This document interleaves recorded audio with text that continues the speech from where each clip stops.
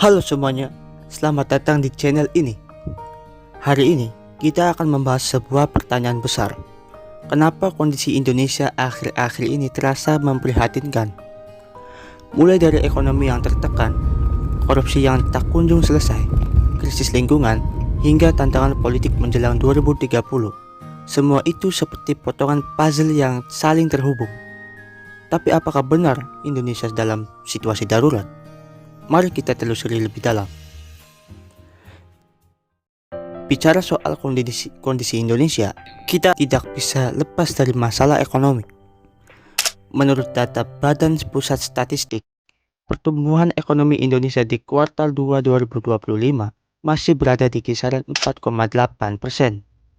Angka ini sebenarnya lumayan stabil, tetapi masalah besar muncul pada sektor inflasi pangan. Harga beras, cabai, dan bawang melonjak tajam sejak awal tahun. Bahkan beras premium menembus 18.000 per kilogram di beberapa daerah. Sementara itu, nilai rupiah terhadap dolar terus berfluktuasi. Pada Agustus 2025, rupiah berada di kisaran 16.200 rupiah per dolar AS. Ini membuat barang impor, termasuk energi dan teknologi, jadi lebih mahal. Di sisi lain, utang luar negeri Indonesia sudah menembus 8.300 triliun rupiah. Bayangkan, setiap rakyat Indonesia otomatis menanggung beban utang puluhan juta rupiah per orang. Masalah berikutnya adalah pengangguran muda. Menurut ILO, hampir 15% anak muda Indonesia belum punya pekerjaan tetap.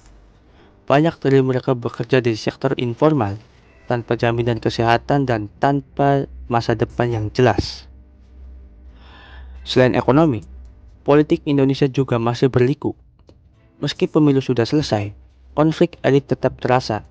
Isu-isu seperti oligarki politik, dinasti kekuasaan, hingga politik uang masih menghantui demokrasi Indonesia. Yang paling memprihatinkan adalah korupsi.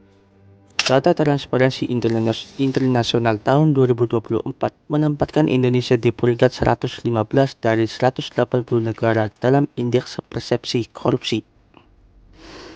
Kasus-kasus besar seperti kasus bansos, kasus tambang ilegal, hingga permainan proyek infrastruktur triliunan rupiah menunjukkan bahwa penyakit lama ini belum sembuh. Korupsi ini bukan sekadar mencuri uang negara, tetapi juga merampas masa depan rakyat kecil. Uang yang seharusnya untuk kesehatan, pendidikan, dan pembangunan justru lenyap di kantong para pejabat.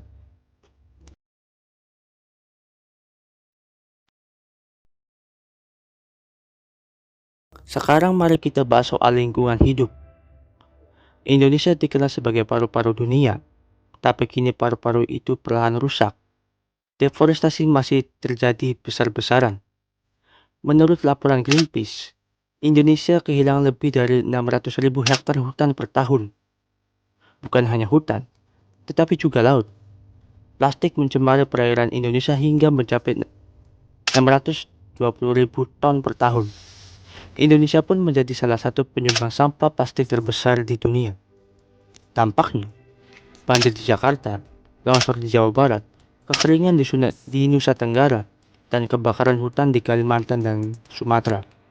Semua ini bukan bencana alami semata, tetapi hasil dari ulah manusia.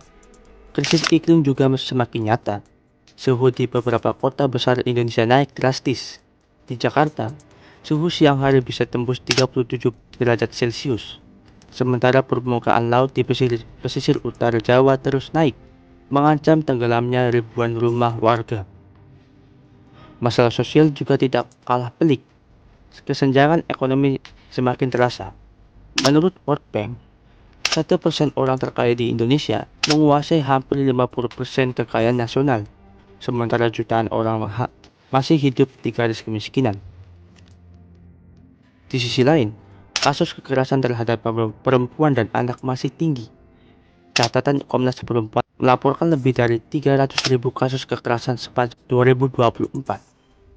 Angka ini tentunya hanya puncak gunung es, karena banyak kasus tidak dilaporkan. Budaya digital juga membawa tantangan baru. Hoax, ujaran kebencian, dan politik identitas di media sosial membuat masyarakat semakin terpolarisasi. Meski banyak masalah, Indonesia bukan tanpa harapan. Anak muda sekarang mulai bergerak, startup teknologi, gerakan peduli lingkungan, dan komunitas sosial terus bermunculan. Kuncinya ada pada kita semua. Jika kita sadar, kritis, dan berani menuntut perubahan, Indonesia bisa keluar dari kondisi memprihatinkan ini. Jangan lupa subscribe, like, dan share jika kamu suka dengan konten seperti ini. Bantu channel ini terus berkembang. Bye.